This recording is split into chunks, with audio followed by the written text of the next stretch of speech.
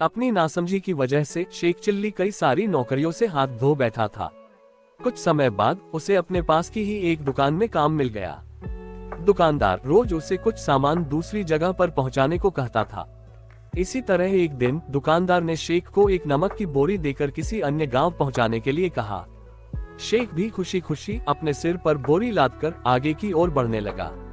उस रास्ते में एक नदी पड़ती थी। उसे पार करते समय अचानक नमक की बोरी नदी में गिर गई। किसी तरह से शेख ने नदी से बोरी को निकाला और फिर से सिर पर लाद लिया।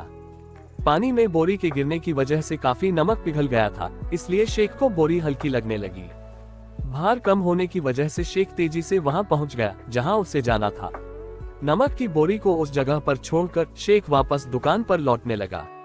इधर शेख ने जिस जगह बोरी पहुंचाई थी वहां से दुकानदार तक ये संदेश पहुंच गया कि बोरी वजन में हल्की थी। उधर शेख जैसे ही दुकान वापस पहुंचा तो उसके मालिक ने बोरी के वजन के बारे में पूछा। शेख ने सारी घटना उसे बता दी। दुकानदार ने इसे शेख से अनजाने में हुई गलती समझकर माफ कर दिया और उसे दूसरे कामों पर लगा दिया। कुछ दिनों बाद शेख को दुकानदार ने रुई की बोरी लेकर उसी पते पर भेजा जहां वो नमक लेकर गया था। शेख ने तुरंत रुई की बोरी उठाई और आगे को बढ़ने लगा। रुई की बोरी थी तो हल्की, लेकिन शेख के दिमाग में नमक की बोरी के हल्के होने वाली बात घूम रही थी।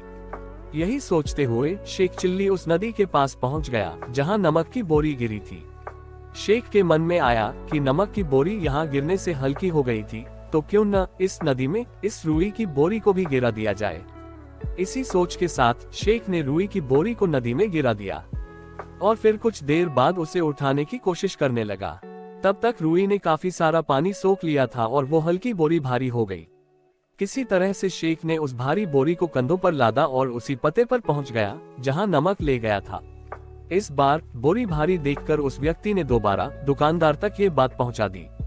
अब जैसे ही शेख दुकान में पहुंचा तो मालिक ने उससे पूछा कि आज बोरी भारी कैसे हो गई। शेख ने कहा, मालिक आज दोबारा बोरी पानी में गिर गई थी। दुकानदार समझ गया कि शेख चिल्ली इस बोरी को भी नमक की बोरी की तरह हल्की करना चाहता था, इसलिए जानबूझकर बोरी को पानी में डाला होगा। इस बात से गुस्सा होकर दुकानदार ने शेख चिल्ली को अपनी दुकान से निकाल दिया और इस तरह दोबारा शेख चिल्ली की नौकरी चली गई।